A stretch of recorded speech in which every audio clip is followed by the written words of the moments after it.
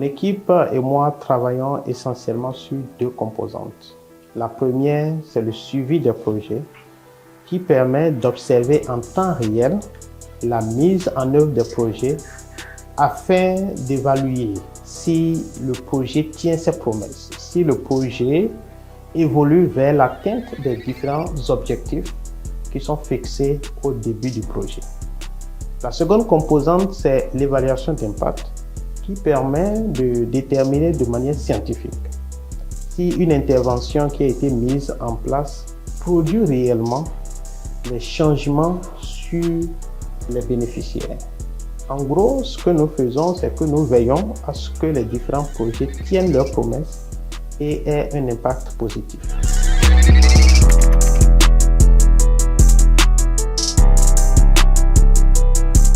La méthodologie repose essentiellement sur l'élaboration d'un cadre logique, rigoureux et clair. Alors, ce cadre définit les différents objectifs attendus, les indicateurs clés à utiliser pour mesurer ces objectifs et les mécanismes de collecte de données par rapport à ces différents indicateurs.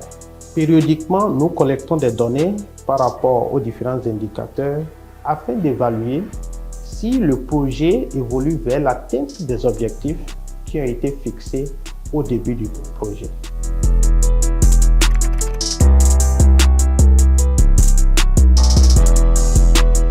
Périodiquement, nous rentrons en contact avec les différents leaders des activités, ceux qui sont en charge des différentes activités, pour collecter des informations par rapport aux indicateurs qui ont été définis au début du projet. Alors, une fois ces données collectées, nous les stockons dans une base de données et utilisons des méthodes statistiques adaptées pour les analyser. En termes d'analyse, ce que nous faisons, c'est que nous comparons systématiquement le progrès du projet aux différents objectifs qui ont été fixés afin de déterminer s'il y a un gap, si des ajustements sont nécessaires et si le projet est en de bonne voie pour l'atteinte des différents objectifs.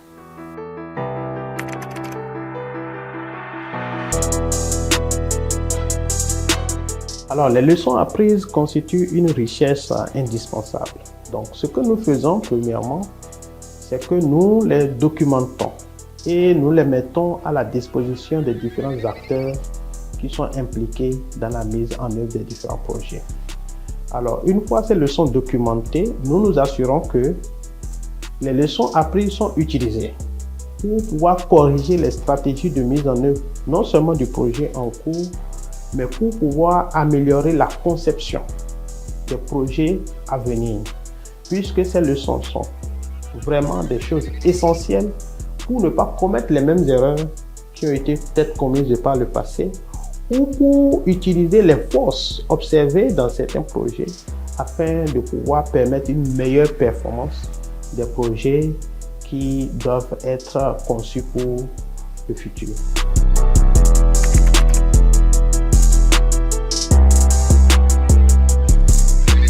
Nous apprécions l'évolution des activités par rapport aux indicateurs qui sont définis au début du projet.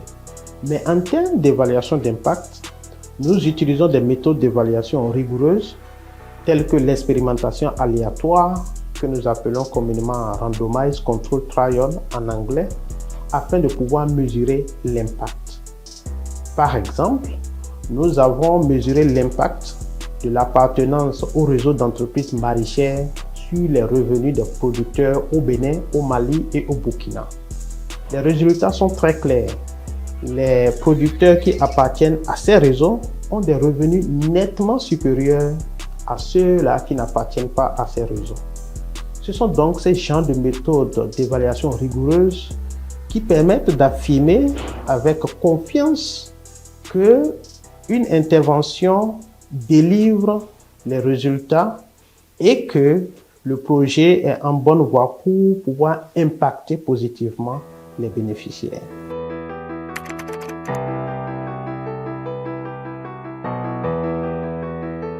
Nous comparons les indicateurs définis au début du projet au niveau d'avancement de ces indicateurs. Donc c'est sur cette base que généralement nous apprécions les résultats des projets.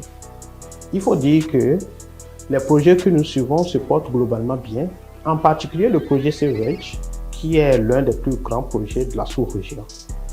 Dans le projet Save-Veg, par exemple, près de 200 000 consommateurs ont été touchés par rapport à une intervention sur les légumes sains. Et plus de 10 000 kits de semences ont été distribués aux différents producteurs dans les pays de mise en œuvre du projet. Alors, donc, les résultats sont clairs et quand on fait un suivi rigoureux avec une équipe rigoureuse, cela permet d'apprécier de bout en bout l'évolution par rapport à l'atteinte des objectifs qui sont fixés.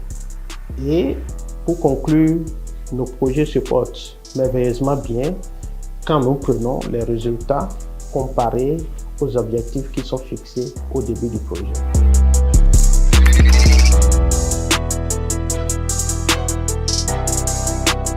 Je souhaite une bonne et heureuse année 2026 à tous les collègues de World Vegetable Center.